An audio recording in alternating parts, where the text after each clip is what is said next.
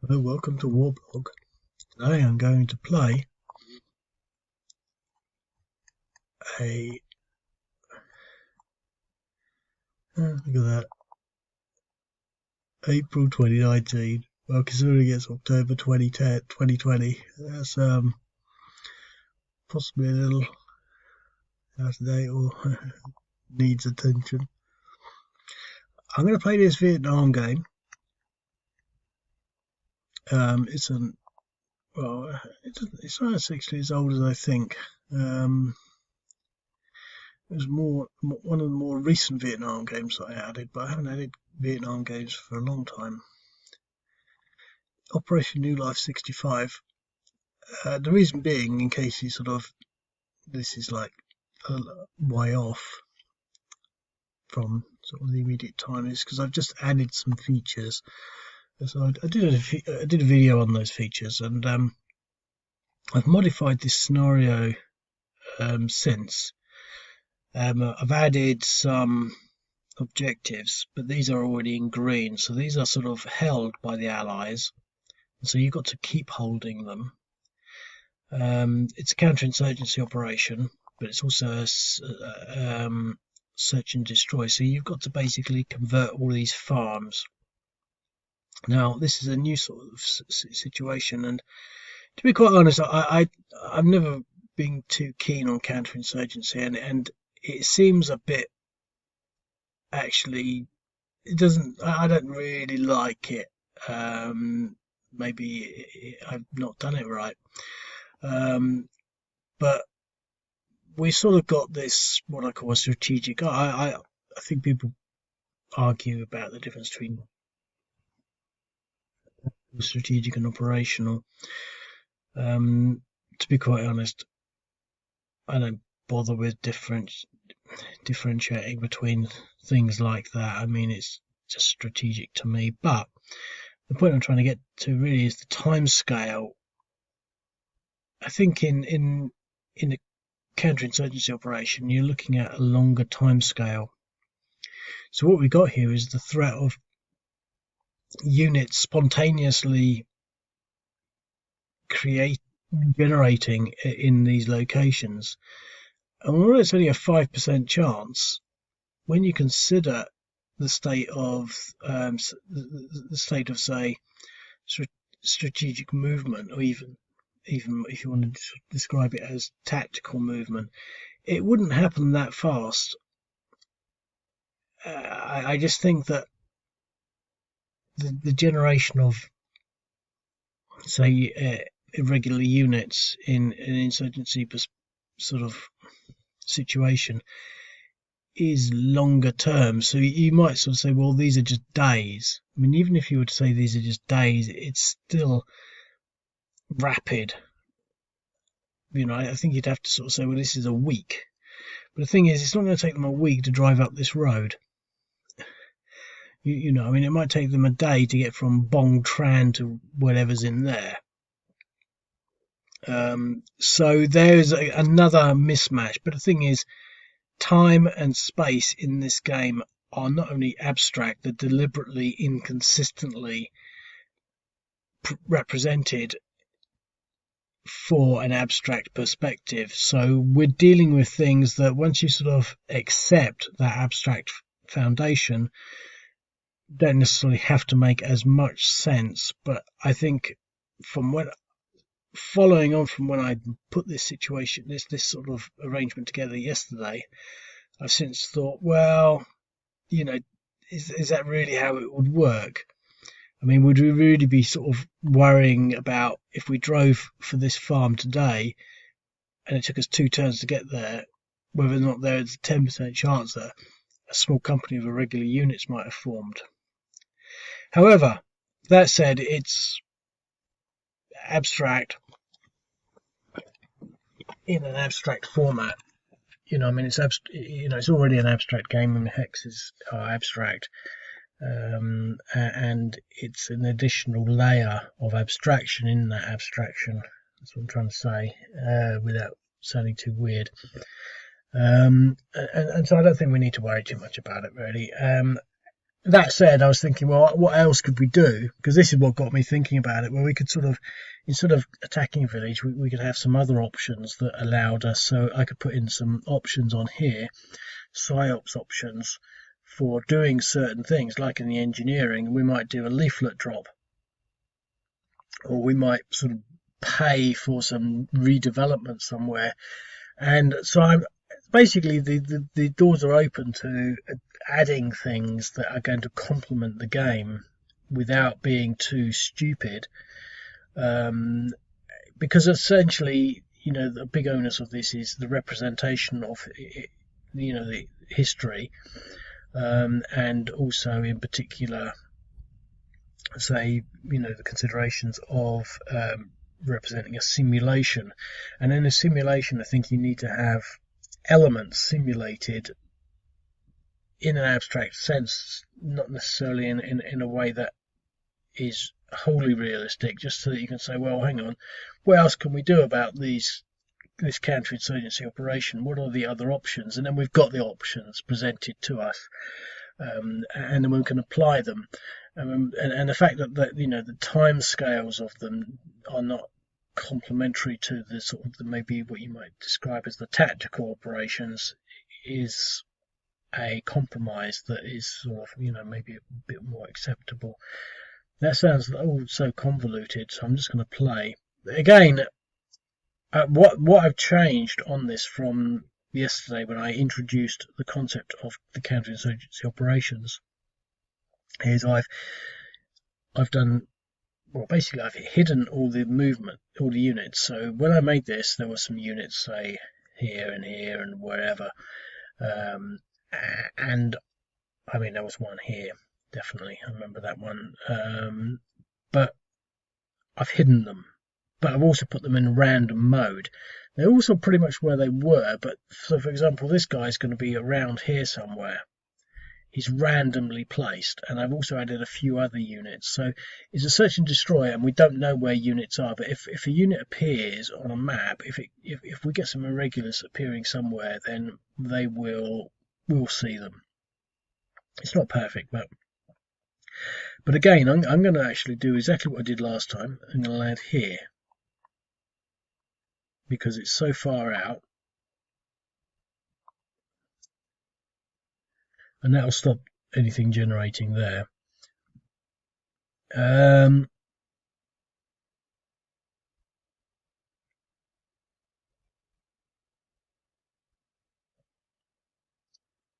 can land here.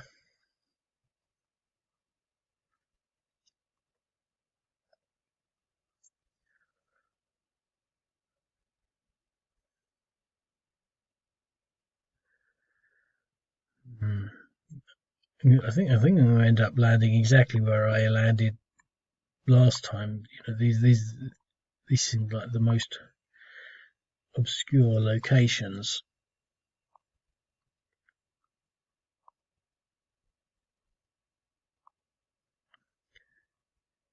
Now we've got the added burden of having to. We've got no additional units, but we've got the added burden of having to protect these objectives. And I put these objectives in here because I wanted to give them something to contrast the difference between because they're working on the same principle. This is 3. It's I can never really remember how to interpret these, but I've looked into it. Basically, this is a 3-value objective, and the 3 means it goes from 3, which means it's owned by the player 1.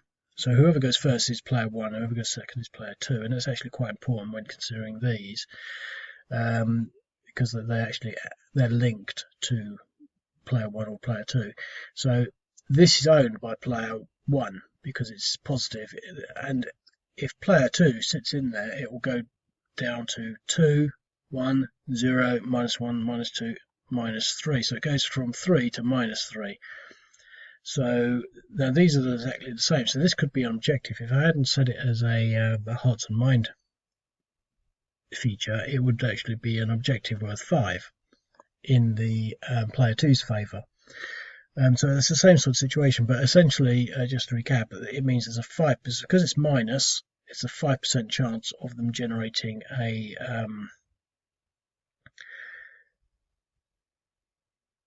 particular unit as defined by the rules that I set up in the scenario.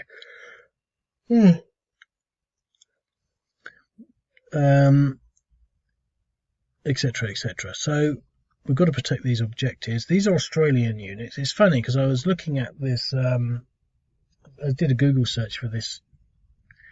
This Operation New Life 65.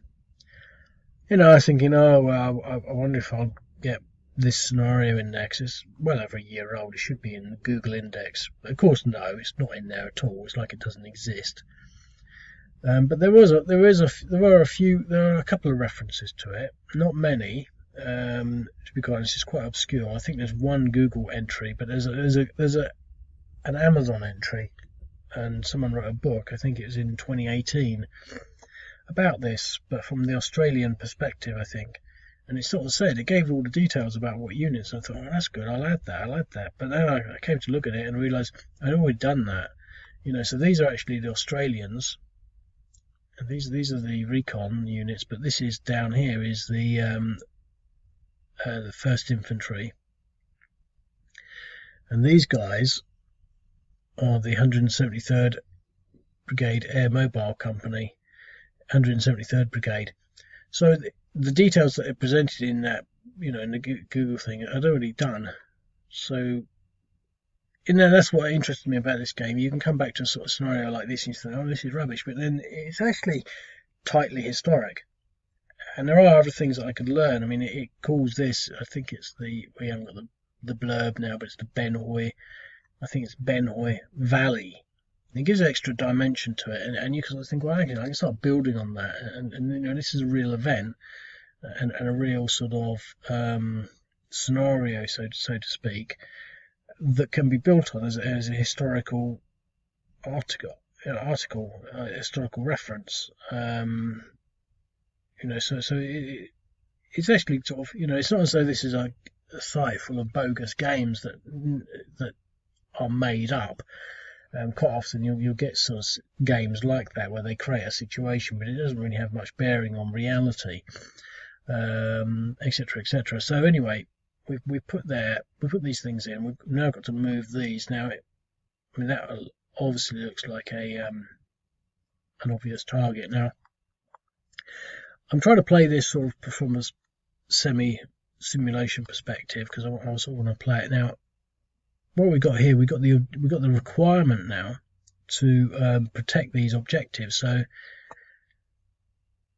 the thing is how to do that. Now I want to send one unit to there, one unit there, one unit to protect that. I mean, once we've taken these, we can move on. And one unit there, so it's 1, 2, 3, 4. 1, 2, 3, 4, 5, and one unit to stay there. And I think that's what we've got. 1, 2, 3, 4, 5, 6. We've got 6. So I'm going to send one unit of these up here, and he'll basically sit there. So these US units are going to basically hold here. Obviously, once we've taken these, we'll have 3 units, and possibly we can advance with these if we're certain of things north. But that's our prime objective here, I think, from the point of view that that's what I've decided is the prime objective. So we're in there. Now we want to get to this farm, so might as well send another one along this road, but he can't really get any further. But we know that's what they're doing. We're going to try and cut straight through here, but I don't think we're really going to get there very quickly. And this guy,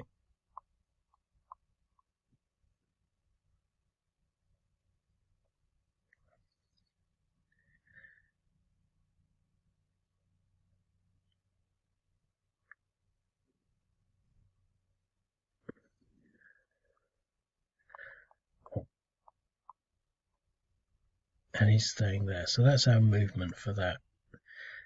Now, these are interesting. I'm going to do these last. Here, we want to sort of say, we're going to send one to there, and I think the other 2 are going to come up this road and sort of exploit this central area with regards to hitting these things. So I think control of this central area is going to be key. But before we move, well, we're going to move one unit this way because we're heading to that farm.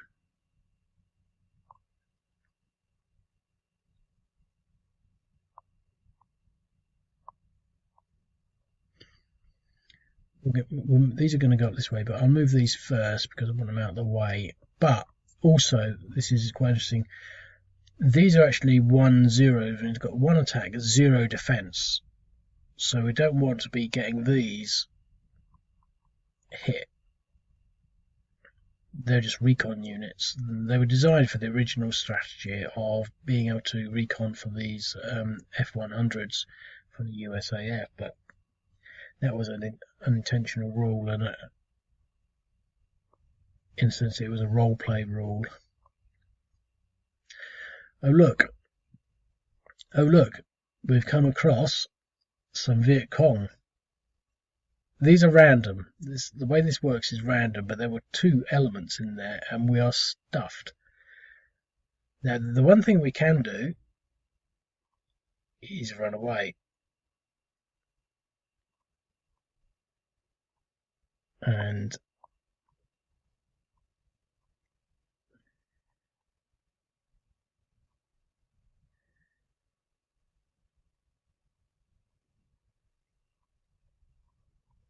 just leave it like that. They'll never attack us in there. So, playing it slowly and considering the implications of each move, I think we've had an interesting opening move with some fairly strong sort of air insertions, a fairly key sort of localized strategy around the Binh Tuy sector, and a cautious advance with an early introduction with Viet Cong around Lagui. So 3 primary, although this is much distributed, 3 primary sort of elements or areas of activity. So we could bombard those, and why not?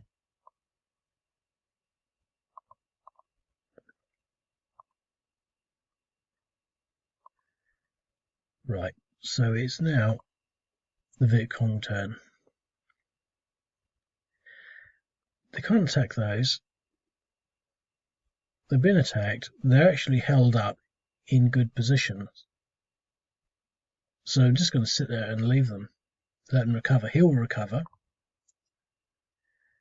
And he'll go down to 0.2. The only difference is these farms are being threatened. But is there much we can do for that?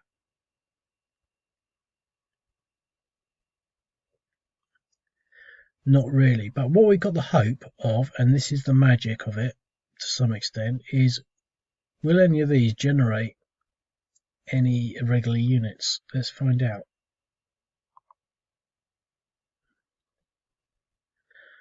No. No is the answer. Okay, so the US.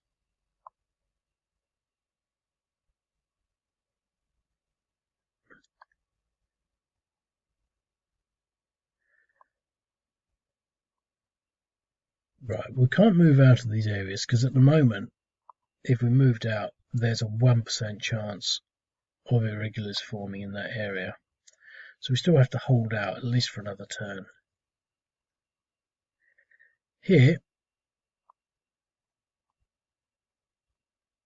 following the road network, we're leaving him there just for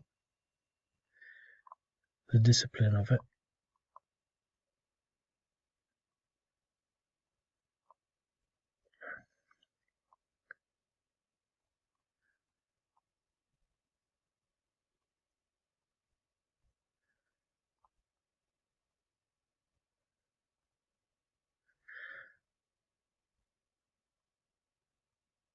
And here,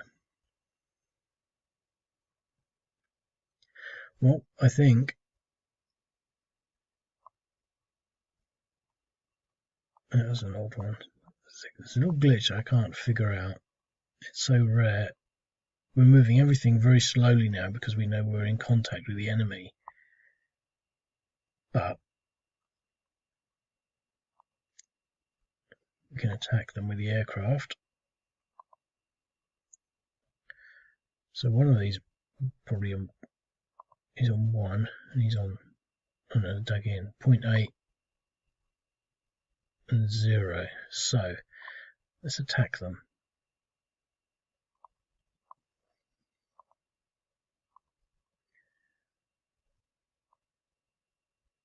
A 3-to-1 DR.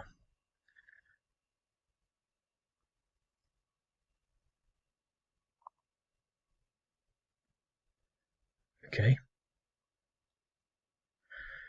So the game is afoot.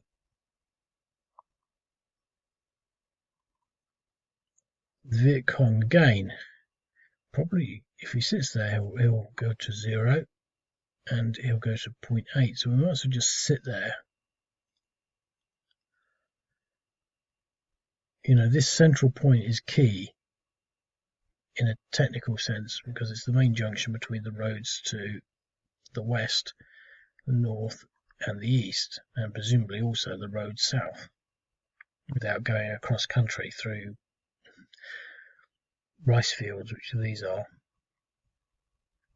Still not happy with the terrain features for Vietnam era, but I do intend to sit down one day and actually spend the whole day just dedicated to, and probably won't spend the whole day doing it, but in principle setting it aside to reevaluate the full suite of colours and counters for the Vietnam period, because I think it's fairly critical.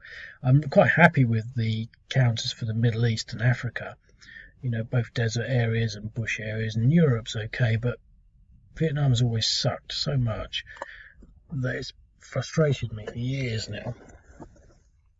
And it's just a case of saying, right, I'm going to dedicate an afternoon to sit down with some colour palettes and just, even if I just go back to say, right, this is going to be very, very light green without this stupid sort of almost, you know, I don't know, it's like a piece of some obscure art or something. Just so that they complement each other, you know. I think even if I just go back to just plain colours, but the only complication there is that I don't want them to look like the counterparts for Europe or something. So it's got to look not so much like Vietnam. It's got to look distinctive. You know, it's got to look as though when you see it, oh, that's the rice fields, that's Asian jungle.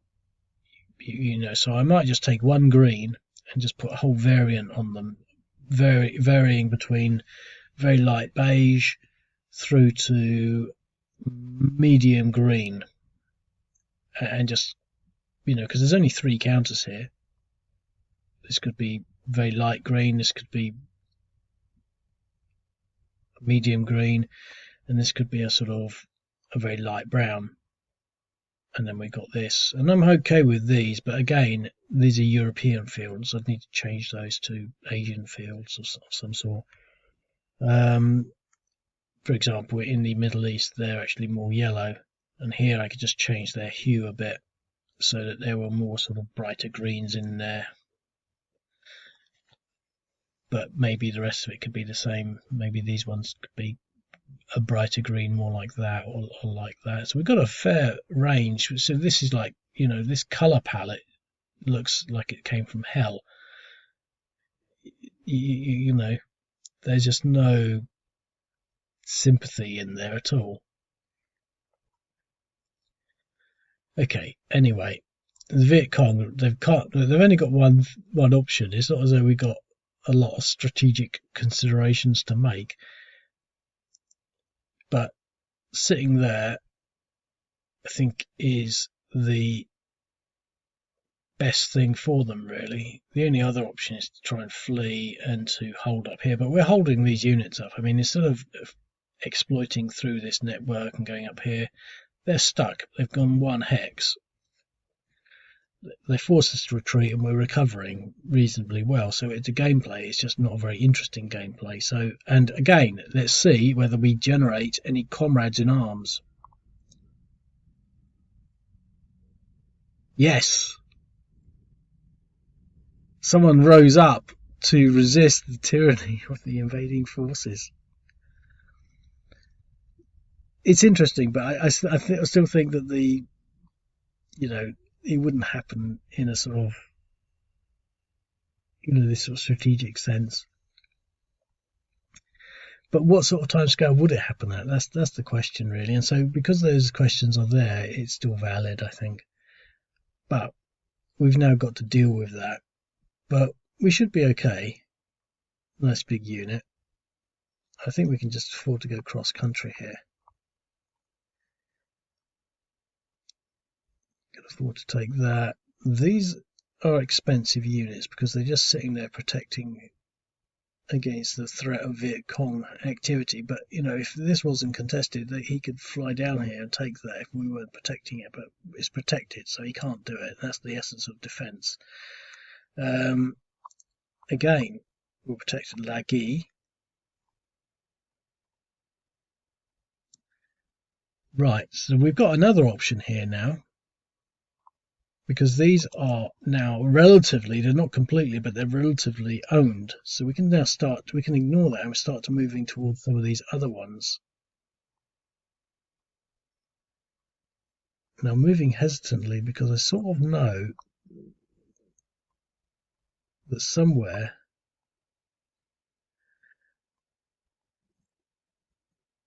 there are enemy units, but I don't know where.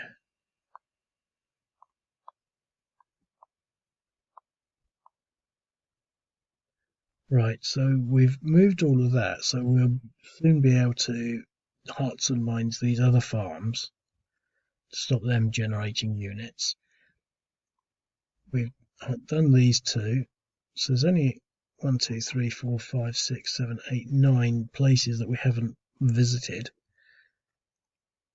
Now here, this is what I didn't mention in the general interview, the general introduction that I made to counterinsurgency operations, is that the way I planned this was that, and the way I envisaged this working, let me just have a drink of this.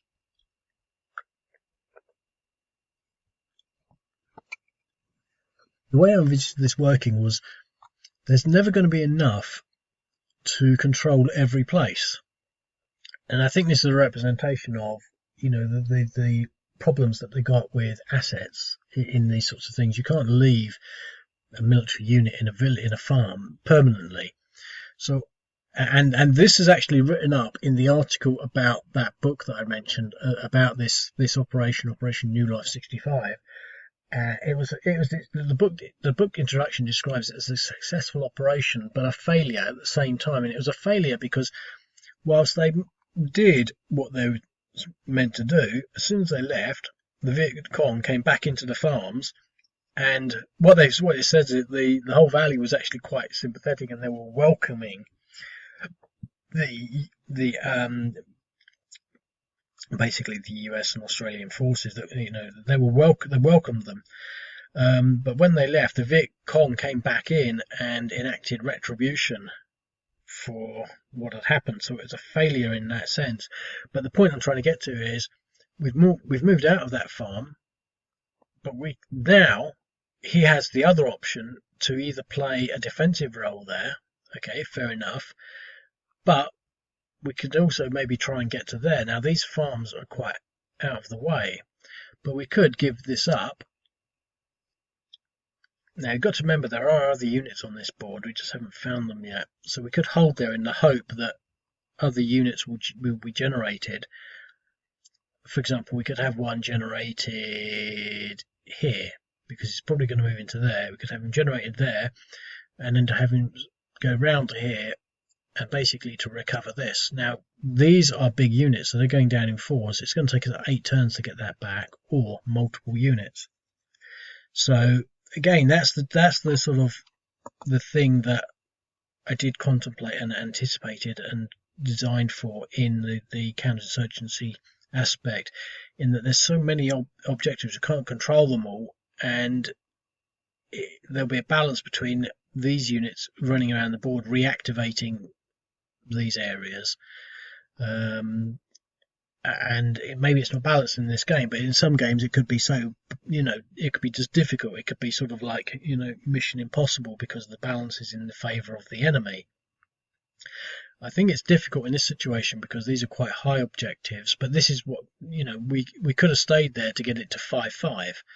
Obviously, that's an extra 2 turns or 2 manpower units. Now, he's worth 2, so he'll be able to move things in basically 4 turns sat there if they move together. But they've got to do 2 things. They've got to spend 4 turns doing it, and they've got to get there. So I'm going to leave them there, I think, for the time being, because they're in the right place. Here, it's the US turn anyway, so I don't know what I'm talking about, but we've moved them. We've moved them. So we've got one other thing here to consider, and we've got the air power down here, and these units here. So I can't remember where I got to in my train of thought, but that was an observation in that, as they move around, we can go around retaking units back. But here we got this situation, and I think we're just going to attack. I don't think we need air support for this. But it'd be interesting to see what these odds are. So 5-1.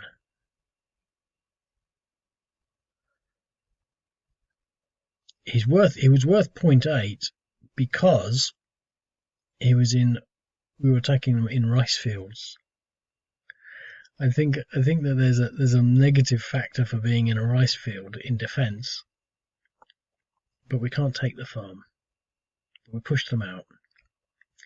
Here, because we've got air power, I'm going to use it anyway.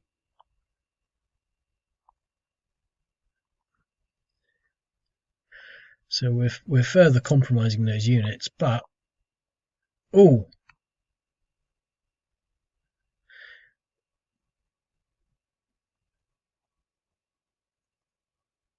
it did it again, didn't it?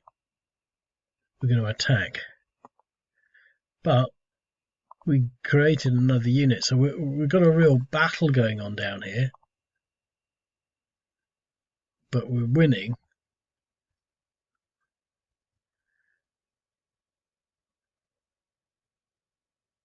Well, that's it. So we've got a developing situation here with a real hot zone right in the centre. I mean, this junction should have a name. Probably does. One other thing to bear in mind is that we do have these Huey air transports. We could move these out off the board, but it would take so long, it's easier to just move them about the board, I think.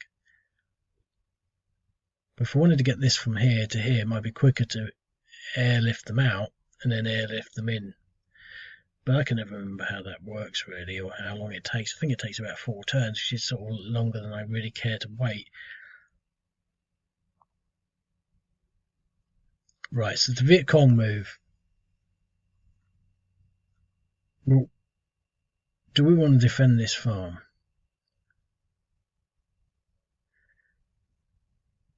So we could run away and get a defensive location, but we could run away with the objective of harassing the enemy. So how can we best harass the enemy? There's no. I mean, we could threaten these places. Not technically directly, although we could, in theory, go for a 1-to-1 if they weren't dug in. But we're forcing them to keep these units, these big expensive units down there, or we can move up here and try and sort of intermingle some of these places. But here we've actually got some options. Now we can't attack this stack because it's too big. But we could actually maintain what we're doing here, which again I still think has value, or we could actually try and attack this, or we could start moving up to liberate these farms. But again, some decisions are sort of more painful than others, in that doing nothing is a significant decision, and I think I'm going to do nothing because that will recover their depressions.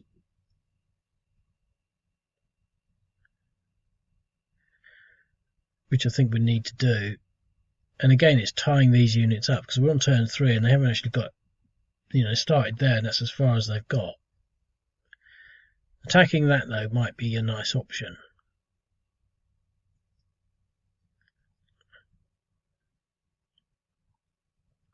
but I'm going to leave them as they are for the time being. So let's see whether or not we generate any new units, because this is, I think, the key and the most exciting part about this scenario at this immediate moment, because it's fresh. So let's see.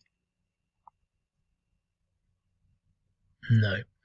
And I'm happy with that to some extent, because I do feel that it shouldn't be sort of generating at such a rate that it doesn't feel as though these farms are all hotbeds for generating new units.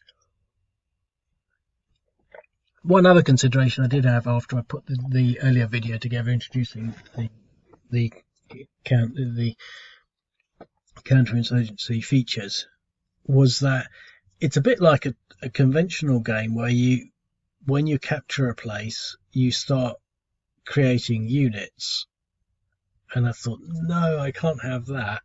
I can't have a game like that. Because I could actually modify this so that when you capture a game, you generate units, and it would be just like Hex Empires, which I love. I haven't played it for a while. I played it too much about a month ago.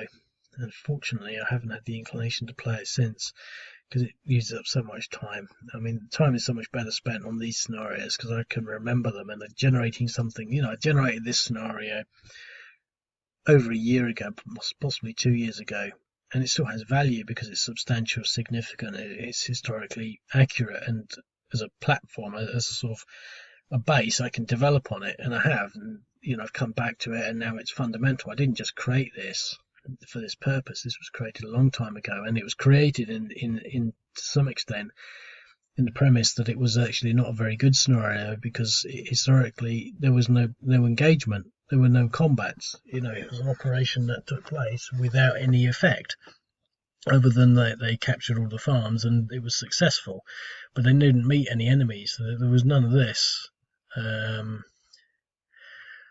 But the thing is, you could take that further and sort of say, well, okay, we've got an empire here, and now we've got a 3% chance of creating new units, and etc., etc. So, but that's not how it's designed to be. So the fact that they didn't appear, I think, is good in the sense that it shouldn't be that sort of way.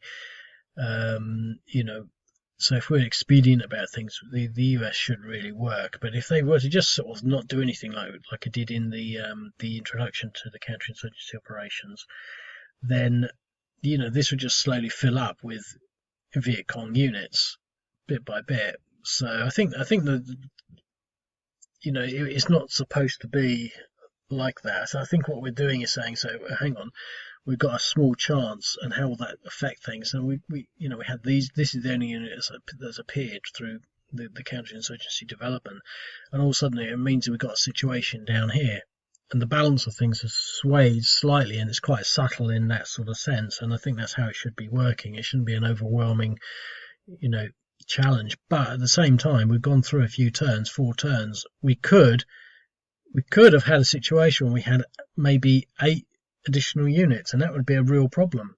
But I think it's gone in the sense that we've only had 1, and I think statistically that's a bit unlucky for the Viet Cong, but that's how it works. And so I think that it all adds up. I quite like the way that all works. Anyway, so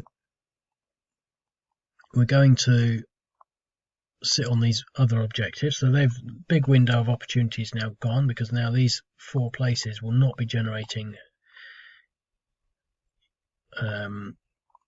irregular units.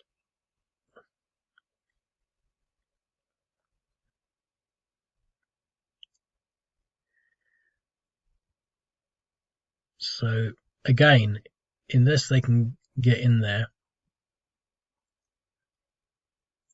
there's nothing that they can do. But I think we're going to attack that.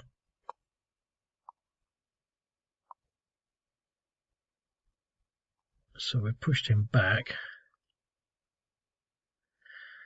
Now, however, he's going to be quite inclined now to maybe move north to harass these open units.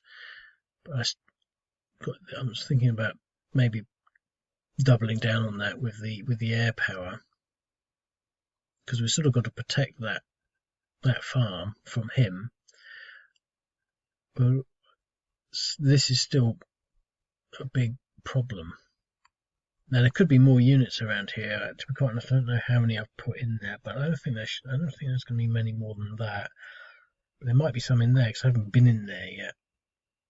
That's what I'm sort of getting to. But let's just move in there.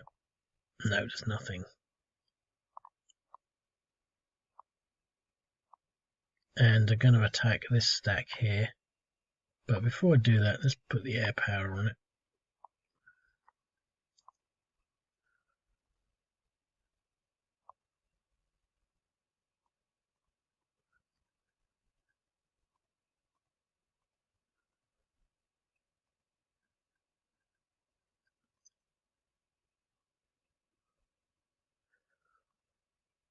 I was thinking actually it might be better to use the recon units to find other units, but all that would do is activate Viet Cong units, so we don't actually want to find them. And I think we've got some movement left to attack this unit.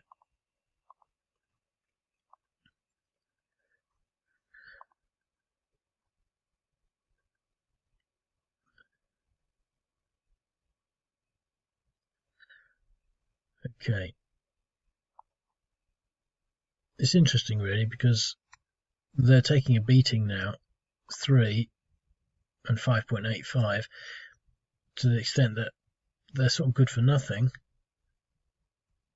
other than that they could just as well go up this road and try and recover these farms. That's the only thing they're sort of good for now, but it's still a long way to go, and they're only 113s, they're only foot troops, so it's very strategic in that sense. I'm going to leave them there. See, do we want to leave these open so he could come down here? I mean, he's at 2, he could say, well, sod that, I'm going to come down here. As long as he's around here, he threatens these prime objectives, because presumably they get a lot of victory points for taking those, as well as threatening these. We could move him down here and in conjunction with him harass these farms, or just hold out in these hills. So the question is, what do we do with this unit? Well, at this moment,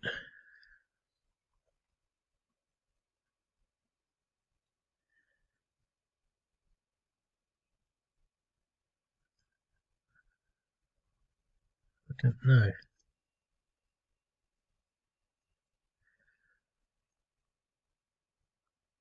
I think what I want to do, well, I still want to keep him down here because he is compromising their ability to do anything, but there isn't really anywhere I can go where he can't move and then attack me and possibly destroy me.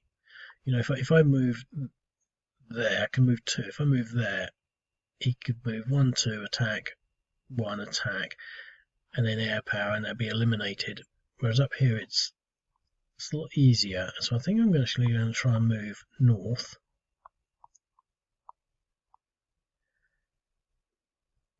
That's it. And it takes me out of the way of being attacked, at least. Here, I think it's time to give up that, but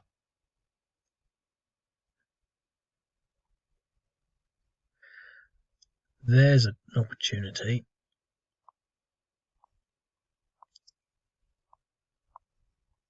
And it's a bit tight because he can move out and attack, and he can attack. But if I can get past that point and move out of that deadly zone, and here,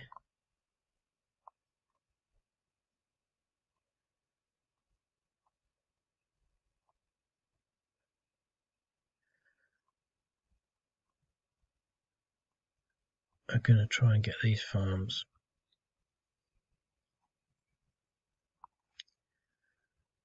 So I think it's the sort of game that you probably need a lot longer to play because of the drawn out nature of the movement and the significance of things. Because I've done 44 minutes here with a lot of sort of overhead in the talking. But but I think it could sort of drag out quite a while. But at the same time, we've now got this, we've got free movement here. These are not actually going to be attacked, so we don't have to worry about him. It would be nice to destroy him.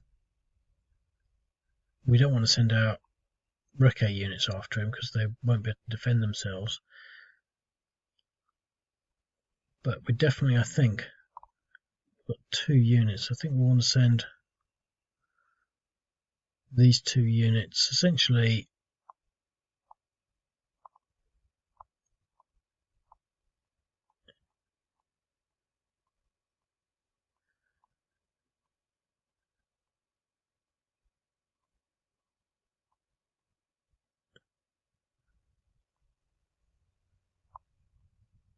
ooh,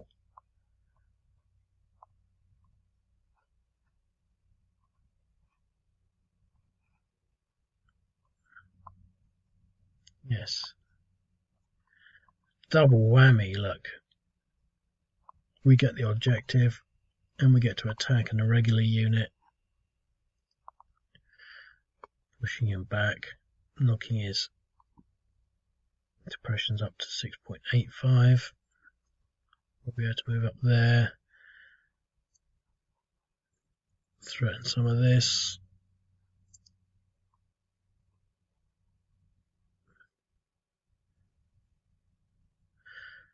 Could move out of here and attack that, but I don't want to at this stage.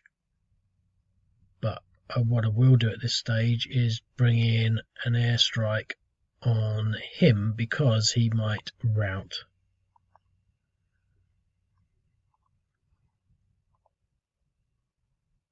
Damage, but not enough. Okay, end the turn. Well, we had an opportunity actually. I chose not to do it because I didn't contemplate the full implications of what he wanted to do. So now he can possibly attack him there, but that's it. He's got to go through that danger zone, but he's out of the way.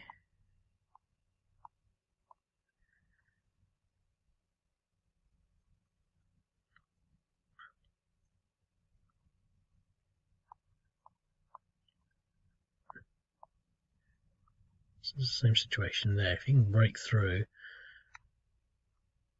and here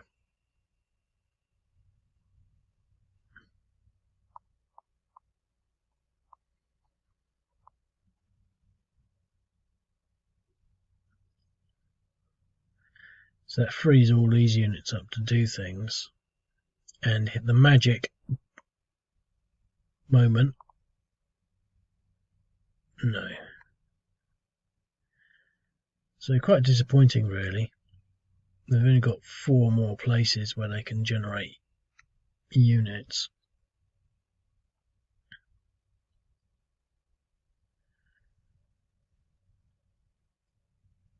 And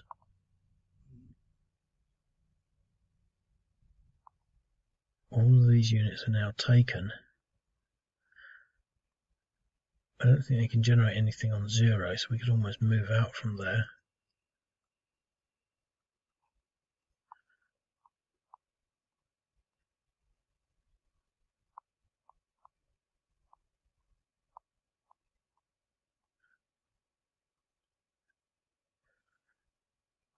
I mean, these are safe, so we do want to really attack that unit, and I think we're going to do it in 2 steps. I think I'm going to use the air power on that again, because he's at 7.2, but let's do this attack first.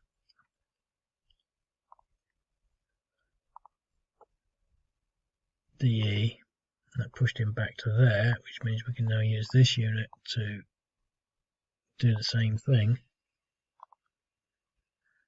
destroying him. So now there's no threat to these farms from that unit. Here, hopefully we can achieve the same result.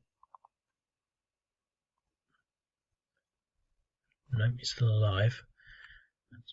There's a lot of napalm going down in these jungles.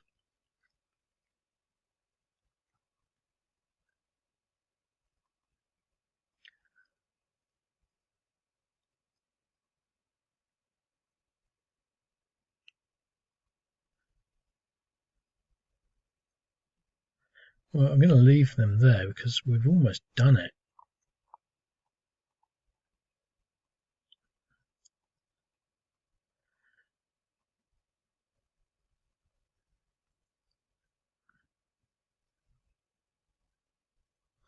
So much so that I'm going to move him north. So essentially, we've had a successful operation for the US forces.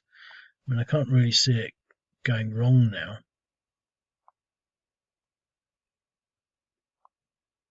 I'm going to move there.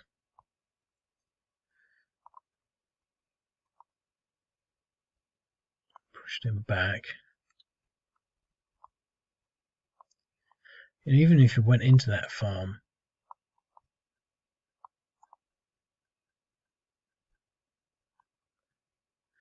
it would take him a while before it, take him at least 5 turns before they even became eligible. 6 turns before they became eligible for recruiting. So I think it'd be interesting to say, is this balanced?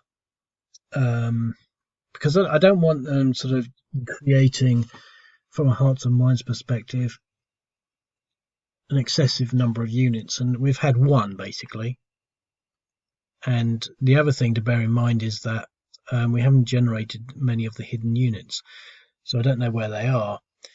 So on the search and destroy perspective, we haven't really got as many units as we could have, and because we've been focusing on the counterinsurgency side of things, what we've not done is to consider what is a secondary sort of process that we could have been doing, and that is actually mapping and recording where we've been, because there are more units in there. Now, two things: we don't want to be finding them, because once we find them, they're a problem. But we still actually, because it's search and destroy, we want to search them and find them and destroy them. So it makes you wonder whether or not they did sort of like not really try very hard, so that they didn't find them and they didn't have to engage with them in reality. But in this situation, we haven't recorded where we've been really. I mean, we know we've been there and we came down, but did we go there and there? I mean, where are these other units? We've not been recording where we've been, so although we've been into this hex, have we been in there, or there? We don't know. I don't know. It doesn't matter. I've got 52 minutes done, so this video is nearly over, and we're not going to really get that far. I've lost my train of thought now, but I think that's it for the US forces. So let's move on to these guys. So there's not much they can do.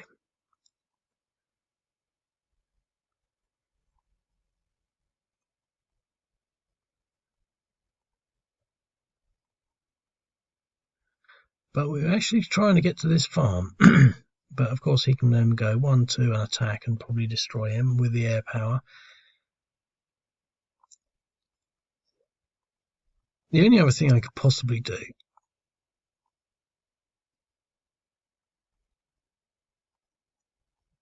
is generate. You see, he's going to be in range of there now.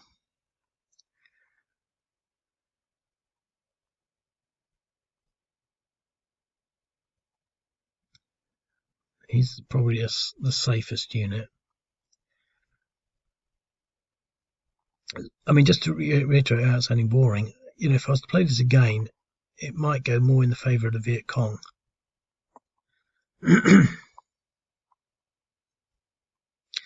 We do actually want to get to this farm before, because it is still a threat.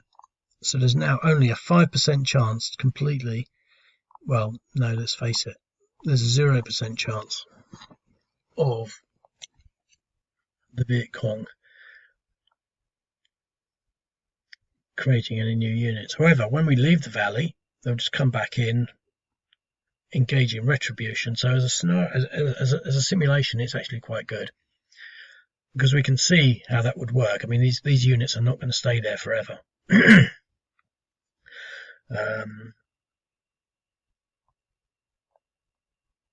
want to take him out.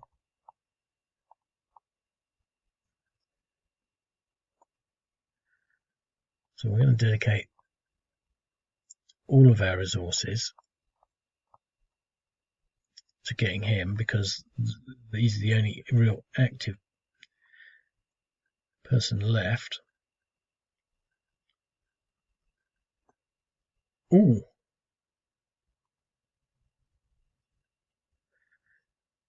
Hang on, he appeared in there. Now that shouldn't have happened.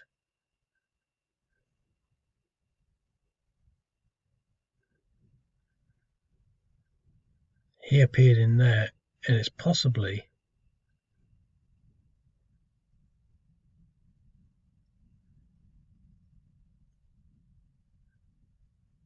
That shouldn't have happened.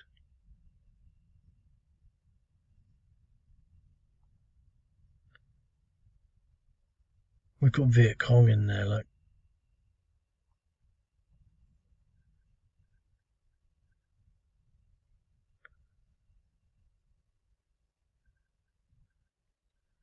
That's weird.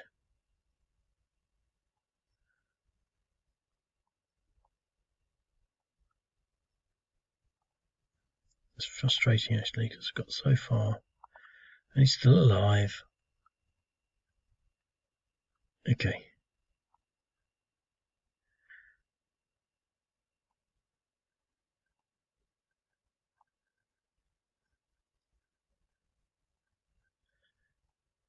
So we're trying to get the farms back.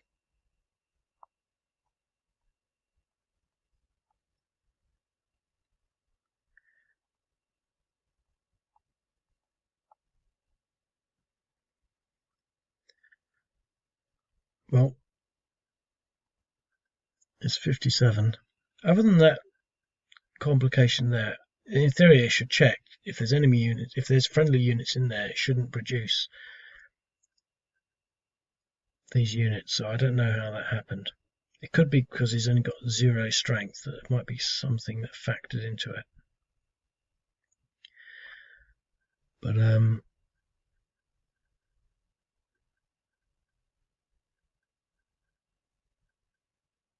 going to leave it there because it's 57 minutes. I think we're quite clearly... But the thing is, as you can see, there is a chance that they can take some of these farms back, but we've got so much going in our favour. I mean, there's no chance of that happening over here, but he could take these farms back. But, you know, we know where he is. The only other thing is there might be other units that they activate. I mean, we might come from here, we might move into there and find that there's 5 Viet Cong units. Because, put it this way, there are units out there. There's quite a few of them. So, but anyway, 58 minutes. So I'll leave it at that. I hope you found that interesting, and I'll speak to you later. Cheerio.